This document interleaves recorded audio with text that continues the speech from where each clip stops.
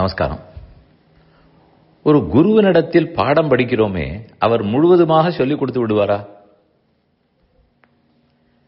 எத்தனை வருஷம் படிக்க முடியும்? எத்தனை மணி நேரம் படிக்க இயலும்?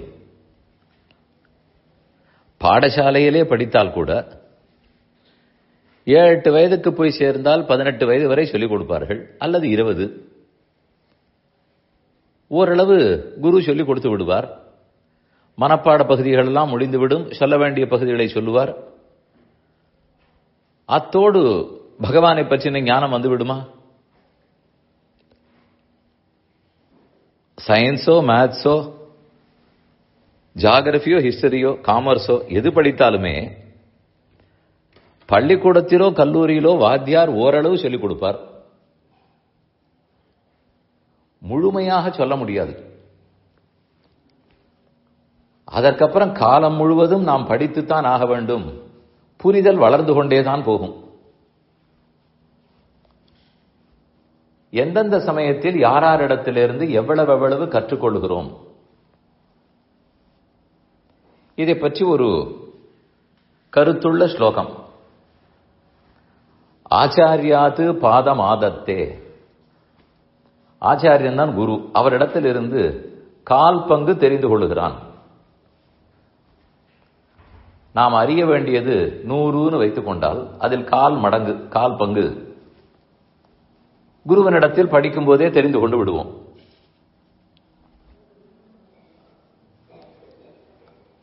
கால் பங்குன்னு சொன்னதற்காக அரையும் குறையுமாக சொல்லிக் கொடுப்பார்னு பொருள் இல்லை. அதுதான் வாழ்க்கை என்னும் கல்வியில் இருக்கிற வேறுபாடு. கணக்கு பாடம்னு சொன்னோமானால் எதையோ 2 கட்டானாக சொல்லிக் கொடுத்தார், ஒன்றும் சரியாக புரியவில்லை, அல்லது பிள்ளை சரியாக கிரகிக்கவில்லை, இப்படி எல்லாம் சொல்லிவிடலாம். வாழ்க்கை எனும் பாடம் மெதுமெதுவே மலரும். தாமரை பூ அலறுகிறா போலே அலரும்.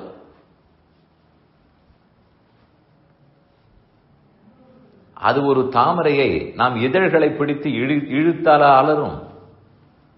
காலை சூரியன் உதிக்கும் போது என்னமாக அலறுகிறது. அதை போலத்தான் நம் அறிவு மெதுமெதுவே மலரும் அலரும். சின்ன குழந்தை எதுவும் தெரியாதுன்னு சொல்லுகிறோம்.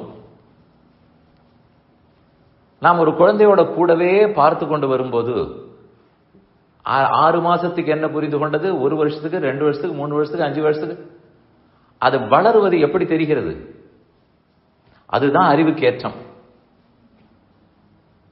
சின்ன குழந்தையாக இருக்கும்போது அரையும் குறையுமாக தெரிந்து கொண்டது என்று 80 வயசில் தெரிந்து கொள்ள வேண்டியதின் கால் பங்கு 20 வயசுக்கு தெரியும்னு சொல்லக்கூடாது. அப்படி தெரியாது. அது எப்படி மலருகிறதுங்கிற அந்த அழகே நமக்கு புரியாது. ஆச்சாரியன் கால் பங்கு சொல்லிக் கொடுப்பார். சிஷ்யா ஸ்வமேதையா பாதம்.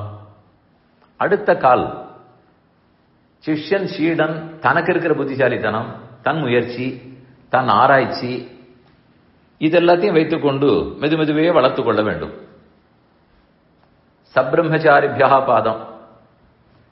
அடுத்த மாணாக்கர்கள், கூட படிக்கும் அவர்கள், கிளாஸ்மேட்ஸ், அவர்களிடத்தில் பழகி பேசி அதிலிருந்து அடுத்த கால் பங்கு தெரிந்து கொள்வோம். மீண்டும் சொல்லுகிறேன், இதில் முதல் கால் பங்கு, குறைவான கால் பங்கு ஆச்சாரியன் குரு. அடுத்த கால் பங்கு தன் புத்திசாலித்தனம். அடுத்தடுத்து நீங்கள் கோடு போட்டு பார்க்க வேண்டாம், அப்படி இல்லை. ஒரு கால் அடுத்தடுத்த கால் என்றே சொல்ல வேண்டாம். சப்ரம்மச்சாரிபியா பாதம். கடைசியாக பாதம் காலக்கிரமேணச்ச. இந்த கடைசி பாதம் தான் காலப்போக்கில் மெதுமெதுவே புரிந்து கொள்வோம். எது தெரிந்து கொண்டிருந்தாலும் அது பக்குவப்பட வேண்டுமே. சமைக்கும் போது கூட முதலில் பண்ணிவிடுவோம். உடனே சாப்பிட்டால் அது எப்படி இருக்கும்? சுமாராகத்தான் இருக்கும். சாதமே வடித்திருந்தாலும் அதை வடித்து கொஞ்ச நேரம் அது இருக்க வேண்டும். உடனே எடுத்து சாப்பிட பார்த்தால் அது நன்றாக இருக்காது. அதப்போல் நமக்கு ஏற்பட்ட அறிவும் மெதுமெதுவே காலப்போக்கில் மலரும். நாம் புரிந்து கொண்டதையே இன்னும் செவ்வனே புரிந்து கொள்வோம். நம் நண்பர்களை பற்றி, உறவினர்களை பற்றி, உற்றார்களை பற்றி, வேலை பார்க்கும் இடத்தில் இருப்பவர்களை பற்றி எல்லாம் மெதுமெதுவே புரிந்து கொள்வோம். இப்படி நான் சொல்லும்போது வாழ்க்கையை பற்றி, இன்னன்னாரை பற்றி 30 வயசுக்கு நாம் ஒரு மாதிரி புரிந்து கொண்டிருக்கலாம். 50க்கு அந்த எண்ணம் மாறும், 70க்கு அந்த எண்ணம் மாறும். அதற்கென்று நாம் 30க்கு புரிந்து கொண்டது தப்புன்னு சொல்லவே முடியாது. அப்போது புரிந்தது அது, 50க்கு புரிந்தது இது, 70க்கு புரிய போகிறது உது. அதனால் காலக்கிரமத்தில், காலப்போக்கில் இன்னொரு கால் பங்கு தெரியும், புரிந்து கொள்வோம். ஆச்சாரியாது பாதமாதத்தே பாதம் சிஷ்யா சமேதையா, தன் புத்திசாலித்தனத்தாலே, சப்ரம்மச்சாரிபியா பாதம், கூட படிப்பவர்கள் வாழ்பவர்கள் அவர்களிடத்திலிருந்து கால் பங்கு, கடைசியாக பாதம் காலக்கிரமேணச்ச, காலப்போக்கில் கால் பங்கு. அதனாலதான் வீட்டில் வயதானவர்கள் இருந்தால் அந்த காலப்போக்கில் கால் பங்கை நிச்சயமாக தெரிந்து கொண்டிருப்பார்கள். அவர்களை அதற்குத்தான் மதிக்கிறோம், வணங்குகிறோம், அவர்களுடைய சஜஷனை கேட்கிறோம். பெரியவரா இருக்கார், பார்த்துக்கள், அட்வைஸ் வாங்கிக்கொள் என்று சொல்லுவோம். ஏன்? அந்த காலக்கிரமத்தில் புரிய வேண்டியது அவருக்கு புரிந்திருக்கும். வாழ்க்கை எனும் பாடம் அது இப்படித்தான் நமக்கு தெரிவிக்கிறது இந்த ஸ்லோகம் சொல்லுகிறது.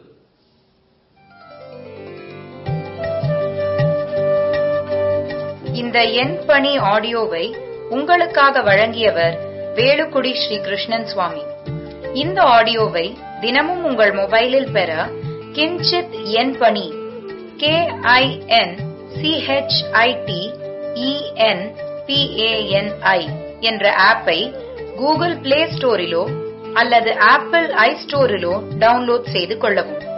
தினம்தோறும் இது போன்ற உபன்யாசங்களை கேட்டு மகிழவும்.